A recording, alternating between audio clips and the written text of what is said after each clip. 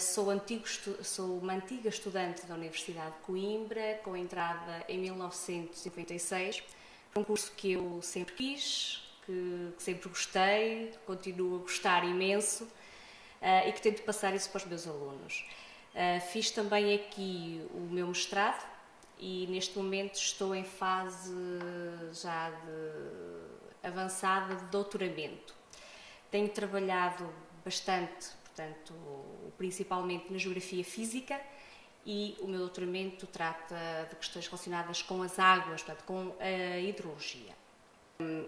Assim que me foi lançado o desafio, portanto, eu comecei a ponderar os livros que iria trazer, fui revisitar as minhas estantes. Para também não trazer algo muito atual, porque penso que é muito essa a ideia de alguns colegas. E então fui buscar livros que me marcaram verdadeiramente. E o primeiro deles, que eu vos vou apresentar, é um livro muito interessante, é um livro diferente, que eu li ainda bastante nova, que é um livro que é o primeiro romance da Laura Esquivel, intitulado Como Água para Chocolate. Bom, este livro é um livro que nos retrata um México profundo, um México rural, um México do início do século XX. E este livro é um livro diferente pela forma como é apresentado e como o tema do amor, do erotismo é aqui tratado. Porque não é tratado de uma forma óbvia. O livro centra-se num amor entre Pedro e Tita. A personagem é essa feminina que não se poderia casar devido a um costume familiar em que a filha mais nova teria de cuidar da mãe e, portanto, como tal, não poderia casar-se até à altura, portanto, da morte da matriarca.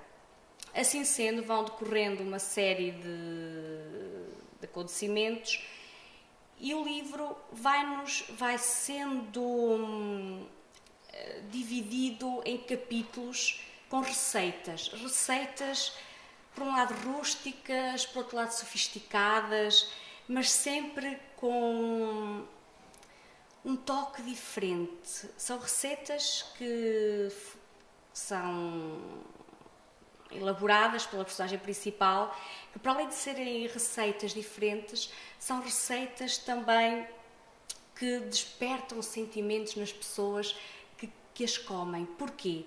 Porque não só pelos ingredientes, mas também pelo sentimento com que são feitas. E isso é extremamente interessante e acredito que quem lê este livro não vai ficar indiferente, porque ele é interessantíssimo ver a forma como o humor pode ser diferente e como uma autora pode tratar um tema comum, um tema bonito de uma forma tão diferente. Acho que é interessante de ler.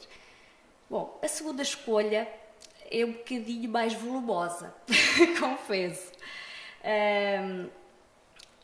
São 4 livros, portanto 4 volumes, que a própria autora, Marion Zimmer Bradley, dividiu e que podem ser lidos de forma independente. Não necessitam de ser lidos, portanto, na sequência lógica, embora eu acho que o devam ser.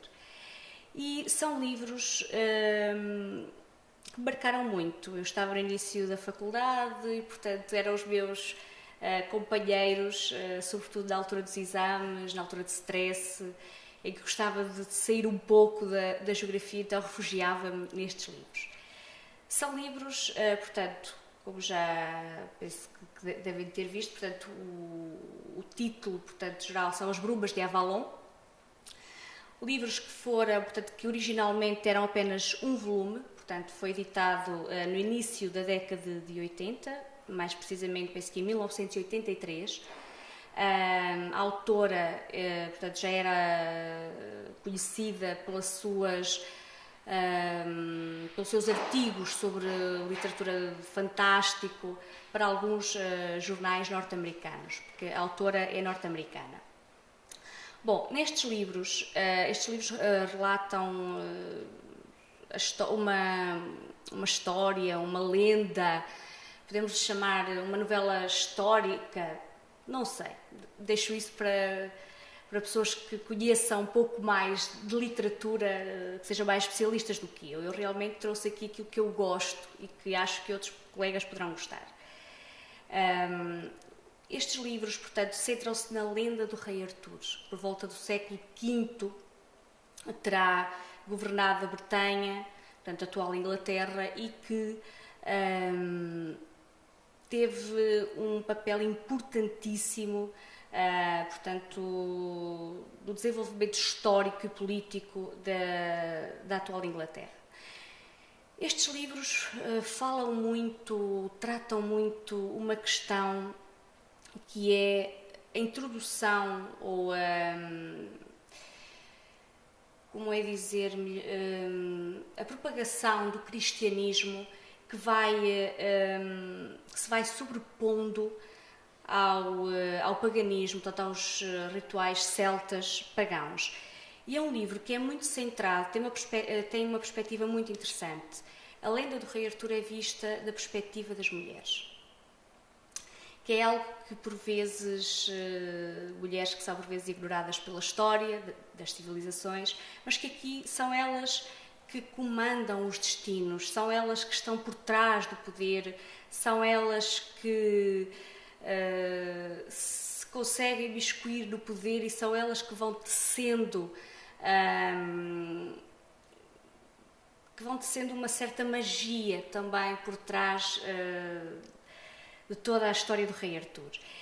Os 2 primeiros livros, confesso que são os meus preferidos, porque são os livros em que nos é apresentado, portanto, digamos que a ascensão e o ponto alto do reinado do rei Artur. O primeiro livro centra-se muito, portanto, apresenta-nos as personagens principais, nomeadamente a narradora de toda a história, que é a Morgana, portanto, muitas vezes também designada por Morgana, e que é ela que vai falando um pouco desde a sua mãe, desde o nascimento do seu irmão, e que, portanto, vai começando a deixar-nos um gostinho para querer saber como isto vai continuar. O segundo livro é um livro que para mim é dos mais interessantes, porque começa aqui o real confronto, que eu acho que é um tema muito central nesta obra, que é o confronto entre o paganismo e o cristianismo. E isso chega-nos aqui de uma forma muito direta através de uma outra personagem, que é a rainha Guinevere, que é a princesa escolhida para casar com o rei Artur e que é uma cristã fervorosa.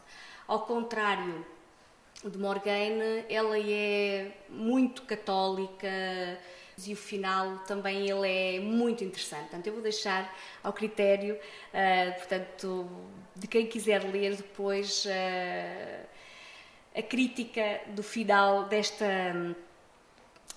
grande volume, digamos assim, que são as Brumas de Avalon, e que nos centram num tempo antigo, num tempo de confrontos políticos, de ideologias muito marcantes.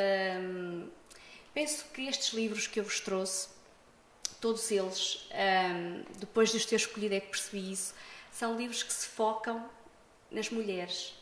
É engraçado. São livros onde eles é narrado através da cozinha, quase, digamos, podemos dizer assim, e os outros são livros onde as mulheres, eu vou dizer as mulheres, porque elas são várias, têm um poder muito especial. E, portanto, espero que gostem desta sugestão.